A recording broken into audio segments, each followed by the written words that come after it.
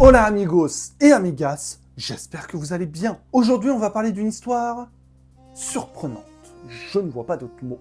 L'histoire de Martin Guerre qui revient dans son village après 8 ans d'absence et qui en fait n'est pas vraiment lui. C'est probablement le cas d'usurpation d'identité le plus célèbre de l'histoire et ça va faire beaucoup de bruit. Vous le savez peut-être, mais on va sortir un livre. On vous en dit un petit peu plus à la fin de la vidéo, alors restez bien jusqu'au bout. En attendant, on n'oublie pas de s'abonner et de liker la vidéo, et on est parti.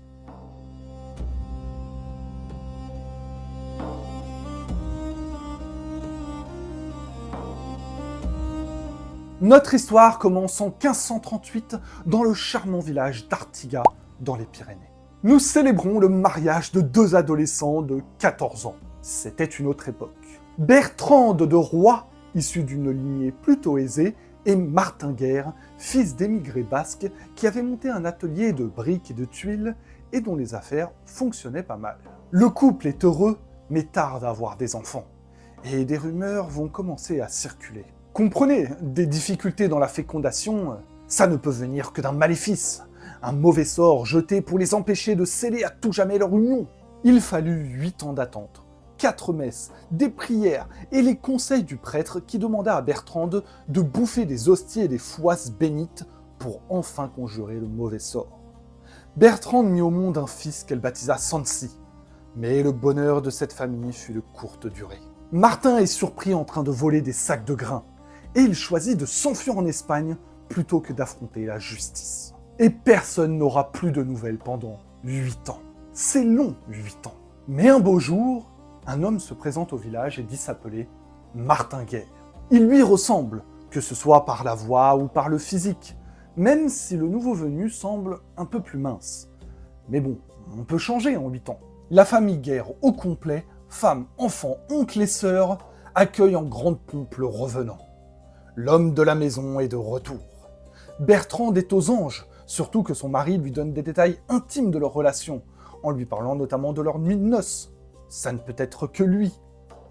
Et pendant 3 ans, tout se passa normalement.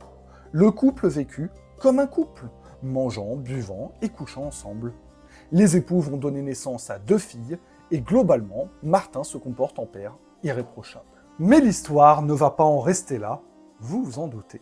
Une dispute éclate entre Martin et son oncle Pierre au sujet de la gestion du patrimoine familial. Et Pierre se met à douter de l'identité de ce soi-disant Martin revenu après 8 ans de cavale. La dispute dégénère et Martin se fait tabasser par son oncle et ses cousins, à tel point que sans l'intervention de Bertrande, il serait mort sous les coups. Son identité commence à faire parler. Ça jase dans le coin. En 1559, Martin est accusé d'avoir mis le feu à la grange d'un voisin, et celui-ci porte plainte pour l'incendie et aussi pour usurpation d'identité. Pour les 2 chefs d'accusation, il sera acquitté faute de preuves. Mais les ennuis ne s'arrêtent pas là. Dès le lendemain, Bertrande, sous la pression de Pierre, porte plainte à son tour pour imposture. Cette fois, l'accusation est prise au sérieux, et Martin se retrouve derrière les barreaux. Bertrande exige que l'escroc lui verse une somme de 2000 livres pour le préjudice commis. Le procès commence en 1560 et c'est le bordel. Tout le monde donne sa version, à commencer par les témoins que Pierre fait venir, plus d'une 50aine.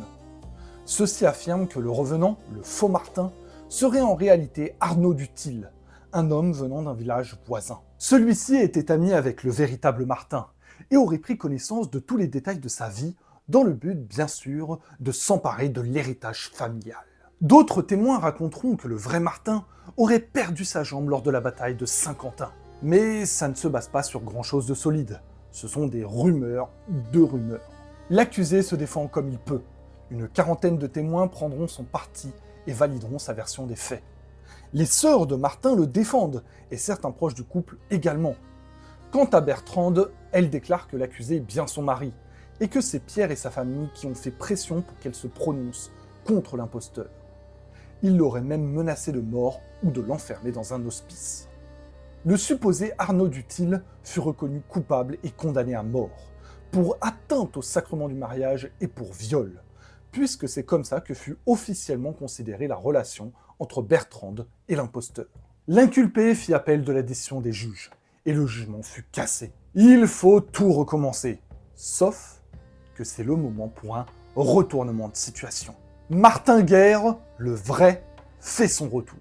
Il porte une jambe de bois, et affirme qu'après sa fuite en Espagne, il est devenu soldat, et a bel et bien perdu sa jambe lors de la bataille de Saint-Quentin.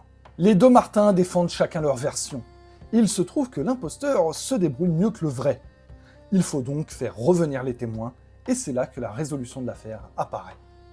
Bertrande reconnaît immédiatement son mari et lui tombe dans les bras. Le véritable Martin, en fin de retour chez lui, dira qu'Arnaud était son frère d'armes et qu'il lui avait soutiré de nombreuses informations intimes concernant son épouse et ses relations à Artigat. Arnaud Dutil est à nouveau condamné à mort, sauf que cette fois, il sera bien pendu 4 jours après le jugement. Juste avant son exécution, Arnaud Dutil reconnaîtra ses torts et avouera être un imposteur. Ce qui marqua les esprits dans cette histoire, outre les talents d'acteur formidables de notre mytho, c'est surtout l'attitude de Bertrande. Était-elle consciente de l'imposture ?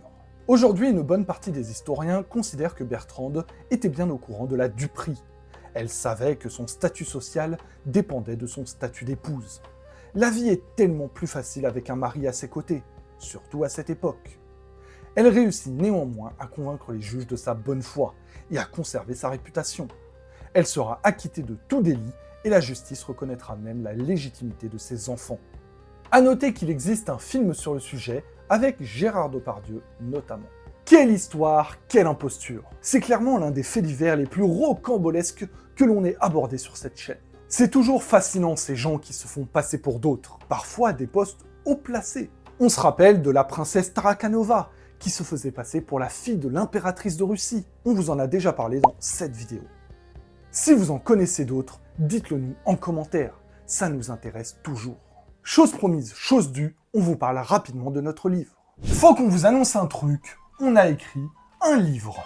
Oui, vous avez bien entendu. Ça nous a pris 6 mois de travail à 4 mains et on a adoré bosser sur le projet. Depuis le début de la chaîne, on s'est rendu compte que le Moyen-Âge, c'était votre période historique préférée. Mais c'est aussi celle qui fait le plus l'objet de clichés. C'est pour ça qu'on vous propose, grâce à ce livre, de débunker ensemble, sans idées reçues, sur le Moyen-Âge. Religion, sexualité, hygiène, rien ne sera oublié. On l'a pensé comme le cadeau idéal à offrir à un proche ou à soi-même, qu'on soit passionné d'histoire ou simplement curieux. Avec cet ouvrage, on est sûr que vous apprendrez des choses sur le Moyen-Âge. Pour ce projet, on a travaillé avec la plateforme Dashbook, qui nous met au défi d'atteindre 150 précommandes en 45 jours pour valider la publication du livre. Si vous voulez en savoir plus tout de suite, n'hésitez pas à aller voir notre vidéo dédiée. On vous y explique tout. Le lien pour précommander notre livre est dans la description. On espère qu'il vous plaira et on compte Sur votre soutien.